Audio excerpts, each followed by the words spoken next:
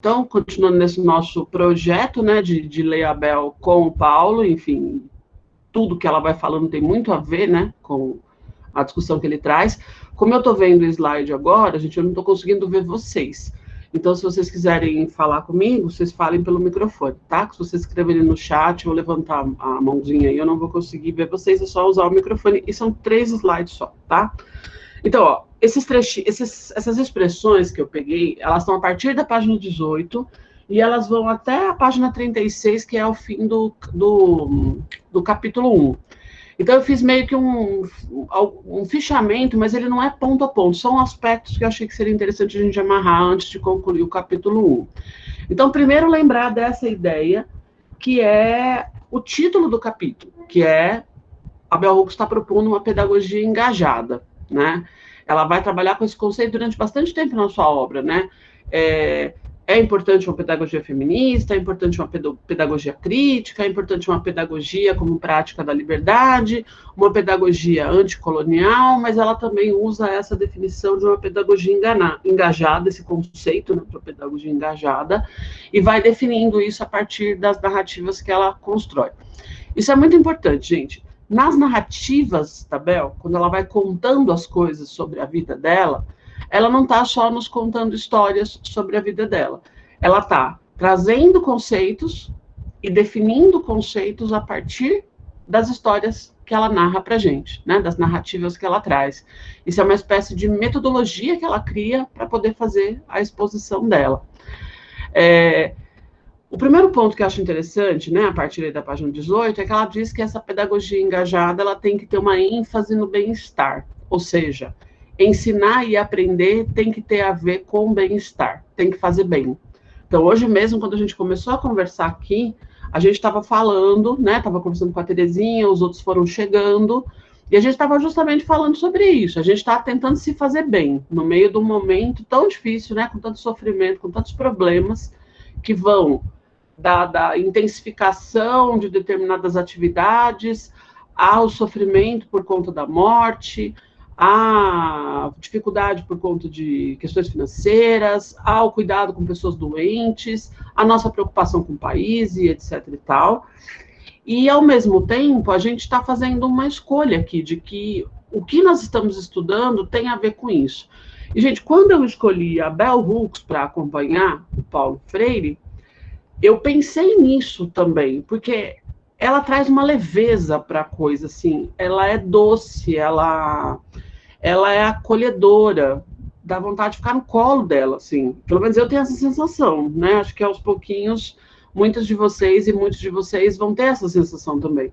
Ela é muito acolhedora, ela cuida, né, ela se coloca aberta, né, no diálogo com a gente, e eu achei que valeria a pena a gente não estudar o Paulo Freire sozinho nesse momento, e como vocês podem ver, ela está o tempo todo colada nele, então ela está trazendo a teoria dele de muitas maneiras, mas eu pensei, a gente precisa garantir um certo bem-estar, a gente precisa de frases que sejam, sabe, empáticas, de momentos de empatia, e então é isso. E ela insiste muito nisso. Agora, gente, olha só que interessante. Se tem que ter ênfase no bem-estar, quem vai planejar o trabalho tem que pensar nisso, né? Tem que garantir que isso aconteça. E aí ela coloca um segundo ponto nesse primeiro capítulo, que é dizer que o educador ou a educadora tem que ter um compromisso com o processo de autoatualização. Ou seja, a gente mesmo no processo de educação, de educar e de ser educado, né? A gente lembrar dessa relação intencional, né, que Paulo Freire sempre defende, do processo da educação, né, da gente com o outro, do outro com a gente, né, de se educar se educando, educar se educando, né, se educar educando, que esse é um processo de autocriação de si, de autoposição. E aqui ela usa esse termo de autoatualização.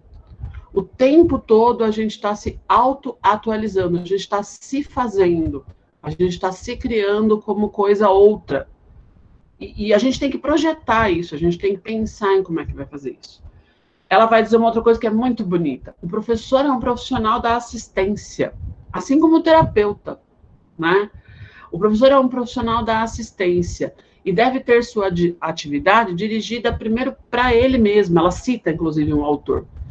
E, gente, com essa frase, ela não está querendo dizer que você tem que fazer uma prática pedagógica centrada em você, de jeito algum, porque ela é uma freiriana, ela jamais diria isso. Ela está querendo dizer que se você quer curar alguém, se você quer dar assistência para alguém, você também tem que se cuidar. Então, você tem que se proteger, você tem que se autoatualizar, você tem que se engajar nesse processo de autocuidado. Então, de autocuidado e de cuidado do outro, né? De cuidado de si e de cuidado do outro. E fala também sobre a importância de que esse processo todo aconteça quando você tem coerência entre os valores que você tem e a prática pedagógica que você realiza. Porque aí isso se torna verdadeiro. E os estudantes e as estudantes percebem isso, que de fato você não está ensinando o Paulo Freire ou ensinando o Bell Hooks, mas na verdade aquilo para você é simplesmente um autor ou uma autora, né? Então, só para vocês verem como que essa discussão está toda muito amarrada no que seria essa subjetividade do professor, a identidade da professora, né? O que nós somos como pessoas. Uma outra ideia, gente, que é bem legal, vocês devem lembrar que na terça-feira passada, quando a gente leu aquele trechinho da Pedagogia do Oprimido, em que o Paulo Freire faz uma crítica à educação narradora, né? Eu até falei sobre isso na terça para vocês, aquela educação narradora em que você sempre impõe e ninguém tem direito a nunca se colocar, falar nada. A Bell Hooks, ela contrapõe essa educação bancária e narradora com a educação narrativa. Então, essa forma dela escrever o texto tem muito a ver com isso, né? Ela valoriza muito esse professor que confessa, que conta, né? E aí eu quero só chamar a atenção de vocês para uma coisa, né? Deixa eu interromper aqui, que aí eu vejo vocês um pouquinho. Peraí. Eu fico sem ver vocês muito tempo, já me dando agonia. Quer dizer, é horrível ficar olhando para esse negócio.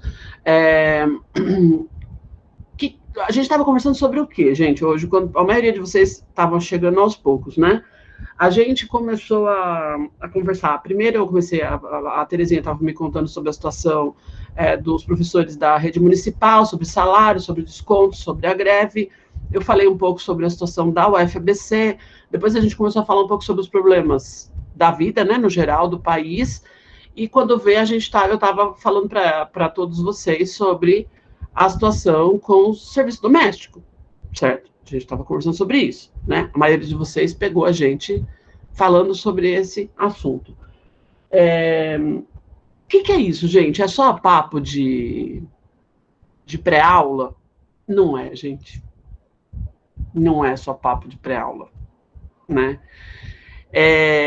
Segundo a Bell Hooks, não é.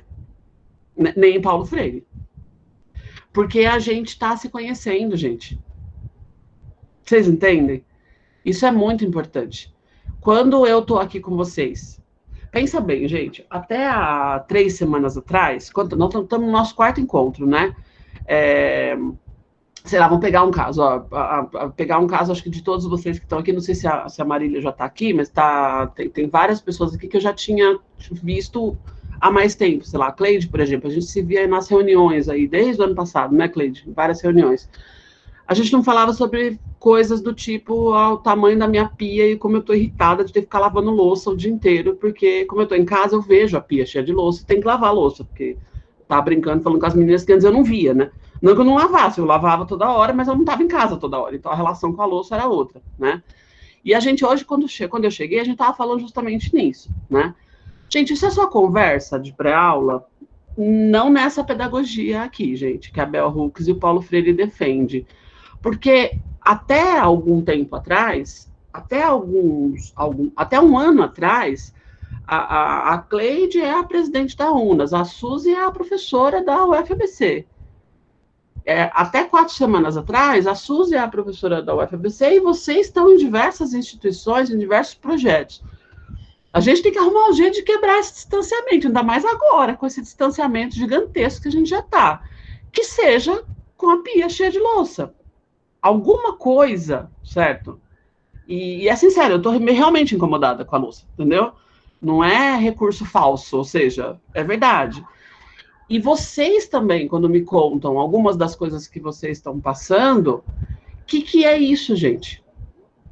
Isso é a gente começar a se juntar, a entender o que é o cotidiano um do outro, entendeu? Porque assim, se eu passar aqui todas as semanas falando de Foucault, falando de Kant, falando de Paulo Freire, falando disso, daquilo, fica complicado, porque a gente vai criando uma imagem que é como se você não tivesse uma pessoa diante de você, não é isso?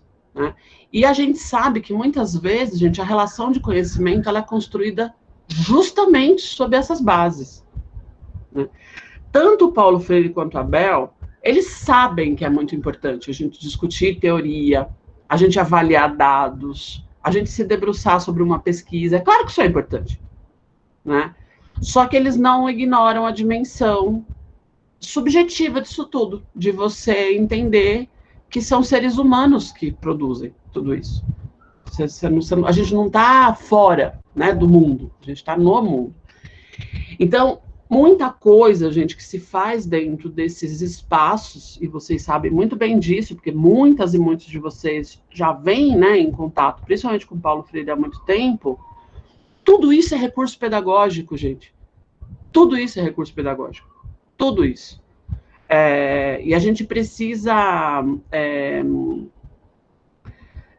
em vários momentos, perceber o quanto isso é impactante, assim, né? O quanto isso isso é super importante. Isso é tão importante quanto você explicar um conceito bem. Aliás, às vezes a pessoa só entende um conceito bem justamente porque antes você conseguiu ter um bom papo sobre a louça, ou sobre o que quer que seja. Vocês entendem? Porque você quebra uma resistência, ou uma abstração, e assim por diante. Então, a Bell Hooks, quando ela vai dizer que a narrativa é tão importante, ou mais importante, na verdade, do que as narrações que a gente faz sobre o mundo, pensem sempre no seguinte: a narrativa tem sempre a ver com alguma coisa que eu conto para vocês de pessoal, das minhas histórias, da minha vida, e vocês para mim. Ela conta um monte de história nesse livro. Ela fala dos amigos, ela fala das festas que ela foi, ela fala de como que era a escola, né? Só que no meio de cada uma dessas coisas, ela vai mostrando os conceitos e as definições e os processos, né? Então, é muito bacana, assim, ver essa combinação. Parece que é a maneira que ela encontrou de exercitar, a partir da escrita, uma educação que não fosse castradora. E não é a única maneira, né, gente? Porque também não tem receita para fazer isso, né? Cada uma de vocês e cada um de vocês poderia inventar outras formas, né, de fazendo isso. Então, acho que esse é um ponto importante, né? Eu vou pôr de novo lá no slide, são poucos pontos que tem, e aí depois a gente, enfim, pode conversar um pouquinho, e aí a gente parte para ler ela um pouco. O começo do relato dela, do segundo capítulo, é muito, muito bonito, muito forte, né?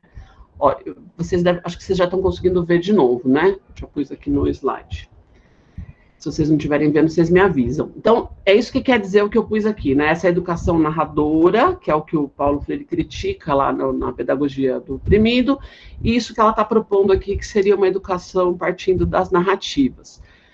E aí ela fala que o professor é muito favorecido quando ele confessa algo, quando ele se expressa por meio das narrativas. Isso não significa a gente se expor, gente, nossa intimidade, nada disso, né? Contar coisas que sejam pessoais, que vai ferir coisas, não tem nada disso, né? Sempre tem um meio do caminho, né, gente, entre aquilo que a gente pode compartilhar e aquilo que não vai nos expor, né? Ela diz, olha, professores progressistas trabalham para transformar o currículo de tal modo que nenhum sistema de dominação seja reforçado. Então, inclusive o sistema de dominação de que você tem que usar sempre uma determinada linguagem, que você tem que sempre dar aula de uma determinada forma, que você sempre tem que produzir conhecimento de uma determinada maneira. E diz que os professores, as professoras devem ser sempre capazes de autoatualização. E aí eu queria provocar vocês para pensar num termo. muito perigoso e muito usado durante muito tempo, né, nas nossas formações de professoras e professores, acabou saindo um pouco do nosso discurso, mas ainda tem muita gente que usa, que é o termo reciclagem, que foi muito usado durante muito tempo, né? É triste esse termo, né, gente? Dizer que o professor tem que se reciclar, né? É... As metáforas são muito significativas, né, gente? A gente sempre tem que pensar nas metáforas que escolhem para falar das coisas, né? É... A gente recicla lixo, né? Certo? Então, quando um trabalhador ele fala, eu vou me reciclar, a gente tem que pensar muito bem no sentido, né? Apesar de ser positivo você reciclar lixo, a gente tem que pensar no que está por trás desse processo. A Bell Hooks, ela jamais usaria um termo desse, né? Jamais escolheria essa metáfora para falar de nós. Mas ela fala de uma palavra muito bonita, né? Autoatualização. O que é que você tem potência para ser, né? O que você tem potência para ser? O que você pode ser? O que você poderia ser? Então, a professora ou o professor teria que estar o tempo todo pensando nessa sua capacidade de autoprodução de si, de autoprodução de si, autoposição de si e autoatualização, ou seja, o tempo todo se inventando a si mesmo. Gente, isso não significa ficar fazendo malabarismo tecnológico. Tem nada a ver isso aí, né? Eu também sempre fico muito preocupada com esses discursos que a gente tem que estar sempre, sabe, aprendendo técnicas novas e não é nada disso. A questão é da gente com a gente mesmo, como que você está se recriando, como que você está se criando como pessoa. Eu acho que tanto a Bel quanto o Paulo Hooks, eles não estão falando de ornamentos que você vai colocando em você para dar aula. Porque também tem muito dessa confusão, né? Como se, agora você usa PowerPoint, então você se reinventou. Não é nada disso, né? É como que você está se construindo e está se modificando a partir das experiências que você tem, né? Experiência subjetiva. Então, assim, com isso a gente encerra pelo menos o primeiro capítulo, né? Os pontos centrais que ela fala. Digam-me vocês, como que vocês vêm até aqui? Vocês querem fazer comentários, observações, algum ponto que vocês queiram colocar antes da gente começar a leitura do capítulo 2? Suzy, eu achei interessante, hoje de manhã eu ouvi uma conversa que dizia assim, falava muito de alma, e falava assim, hoje a política na qual nós estamos vivendo é uma fé morta, onde ela tem que, é uma fé, usa o povo pela fé para manter o poder, né? E um poder achando que estão morrendo pessoas porque Deus quis, e a pessoa colocava em um tom que estava insatisfeito da forma que estava brincando com a alma das pessoas. E eu lembrei muito da Bel, quando ela falava a educação como uma vocação, né? De uma forma messiânica, e ao mesmo tempo agora, e também eu já vi também vários comentários, quando a gente usa da nossa vivência, da nossa prática, há ainda quem ousa em criticar como se você tivesse que colocar uma forma de pensamento sistemático, mas iluminado pela prática, esvaziamento de vocabulário. Né? Então, eu acho que ler Bell hoje, a Bell Hill, e também, pensando um pouco em Paulo Freire, os livros deles mais gostosos de ler, quando fala embaixo da mangabeira, tal, eu fico pensando, é isso que nos estimula a leitura. Talvez é isso que falta nos livros didáticos. Né? Então, você começa a ver, quando você pega sociologia ou até filosofia, é uma outra linguagem descolada da vivência do adolescente, do jovem. Porque a dificuldade do jovem permanecer na escola é enorme, a evasão é enorme. Então, eu fico pensando, quando é que teremos uma reformulação?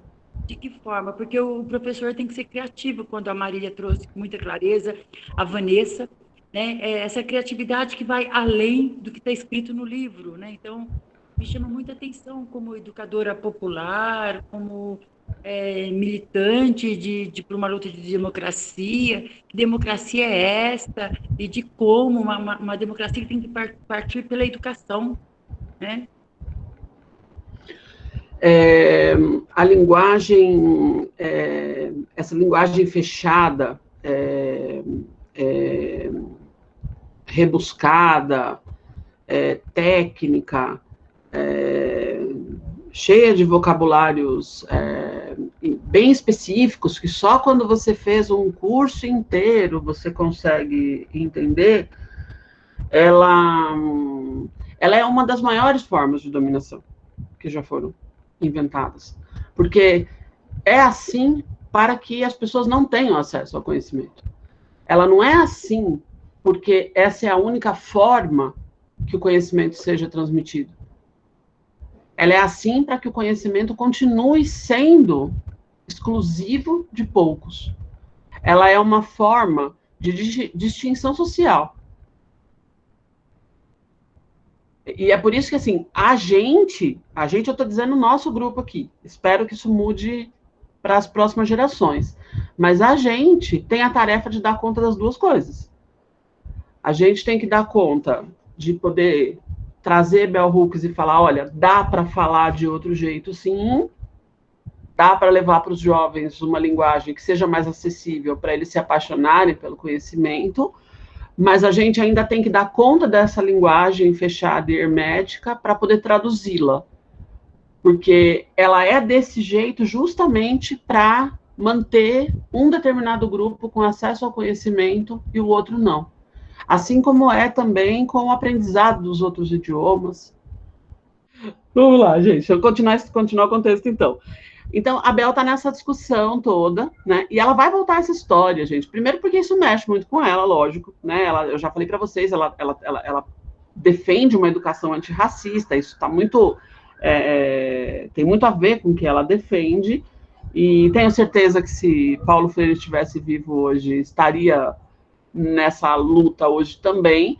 A pedagogia dele já dá toda, né, já trata disso de muitas maneiras, mas, enfim, não era a pauta daquele momento, né, tinha muitas outras pautas, e é a pauta dela, né, ela está muito engajada nisso. Então, só para vocês entenderem que ela vai voltar essa história agora, para colocar algumas outras ideias. Então, eu vou ler a página 38 com vocês, tá? Então, ó, ela diz assim: nós negros estávamos com raiva por ter de sair da nossa querida escola Cripus Attucks. Então, nós estávamos com raiva por ter de sair da nossa querida escola, somente para negros, e ter de percorrer meia cidade de ônibus para ir à escola dos brancos. É uma criança falando, né?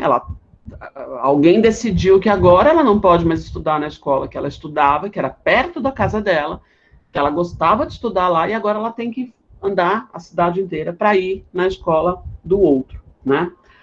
Nós é que tínhamos que viajar para fazer da dessegregação uma realidade.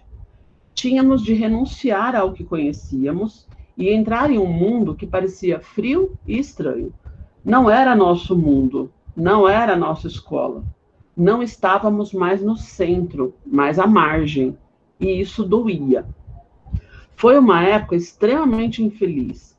Ainda me lembro da raiva que sentia por termos de acordar 1 hora mais cedo para ir de ônibus à escola antes dos alunos brancos chegarem. Olha essa passagem que interessante. Tínhamos de sentar no ginásio e esperar. Acreditava-se que essa prática impediria episódios de violência e hostilidade, pois eliminava a possibilidade de contato social antes da aula começar. Então, eles tinham que sair bem mais cedo, chegava mais cedo na escola, mas só entravam na sala de aula depois. Então, ficavam lá no ginásio esperando as crianças brancas entrarem e depois elas iam entrar. E a estratégia da escola era de que evitaria com isso o conflito. Certo? Né? Você veja como que a coisa já vem sendo construída há muito tempo, né? Acreditava-se que essa prática impediria episódios de violência e hostilidade, pois eliminava a possibilidade de contato social antes da aula começar. Mas o fardo dessa transição também fomos nós que tivemos de carregar. A escola dos brancos era dessegregada, mas nas salas de aula, na cantina e na maioria dos espaços sociais, prevalecia o apartheid. Então, isso também é uma tese que acho que, assim, gente, é muito a cara do Brasil, né?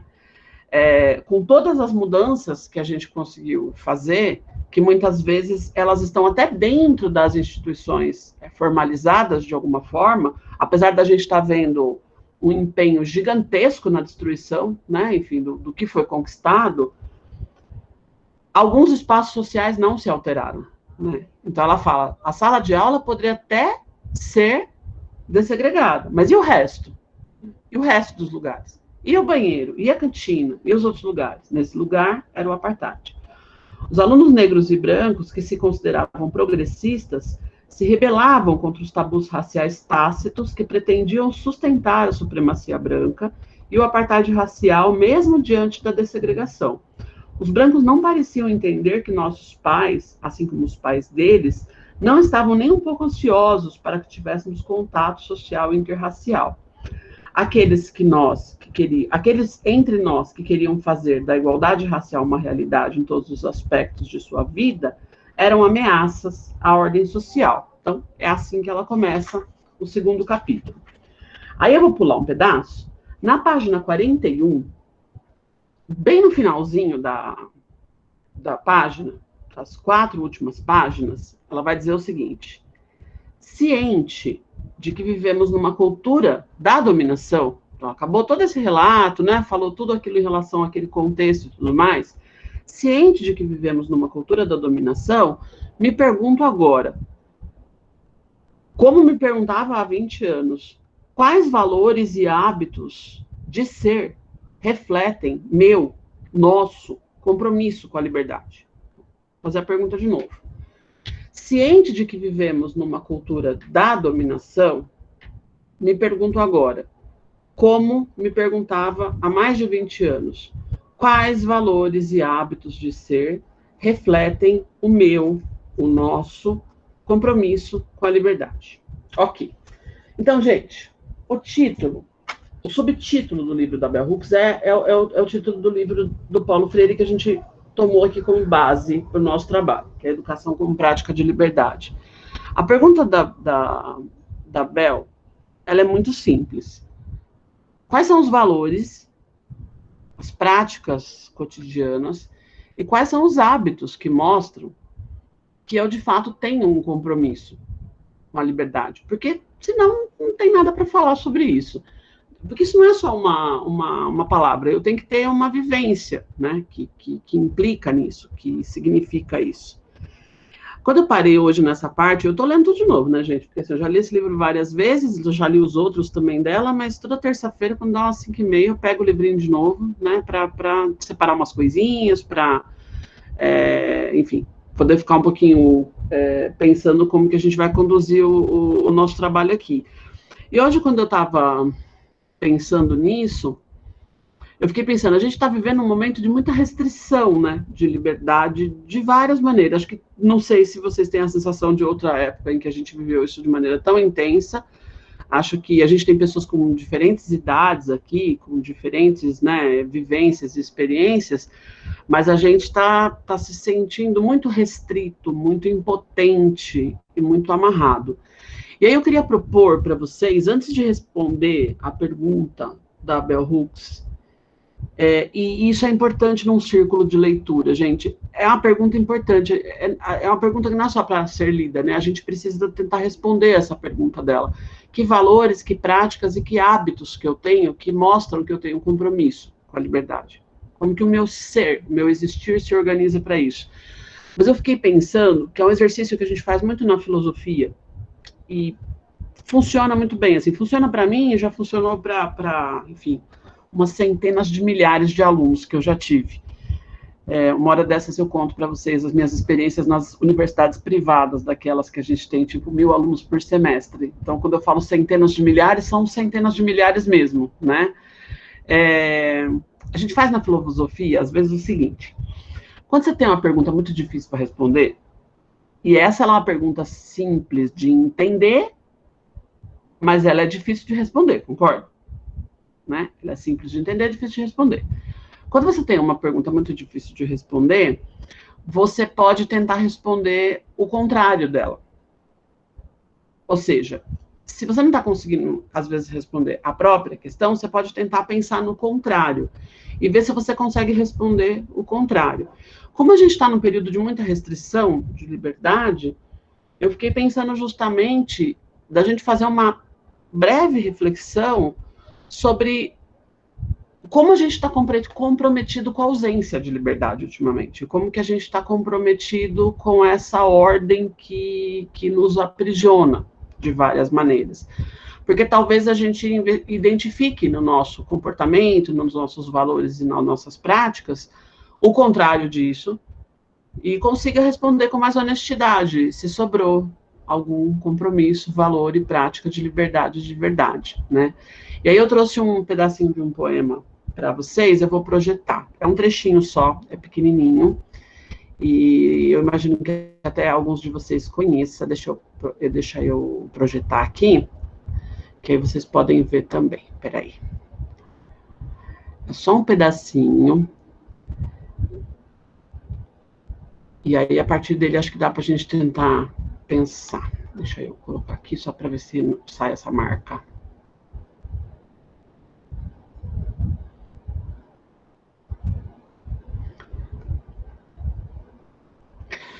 É um trecho desse poema que chama No Caminho com Mayakovsky, o poeta se chama Eduardo Alves da Costa. Então ele diz assim: na primeira noite, eles se aproximam e roubam uma flor do nosso jardim. E não dizemos nada. Na segunda noite, já não se escondem. Pisam as flores, matam o nosso cão e não dizemos nada. Até que um dia, o mais frágil deles entra sozinho em nossa casa, rouba-nos a luz e, conhecendo nosso medo, arranca-nos a voz da garganta. E já não podemos dizer nada. Vou ler o último trechinho de novo.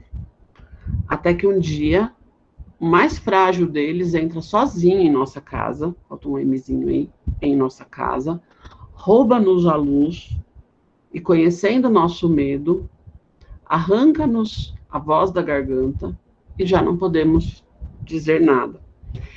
Esse trecho, gente, desse poema, que é o No Caminho com Mayakovsky, que, aliás, muita gente acha que é do próprio Mayakovsky, mas não, é de um poeta brasileiro, ele me lembra muito o avesso da experiência da liberdade e, ao mesmo tempo, tem uma série de posturas e de práticas aí, de valores contrários à liberdade. E eu acho que a gente tem vivido um misto disso tudo ultimamente. O que vocês acham que leva ou que motiva a gente ou alguém a viver assim, desta forma como o nosso poeta está descrevendo aí no texto dele?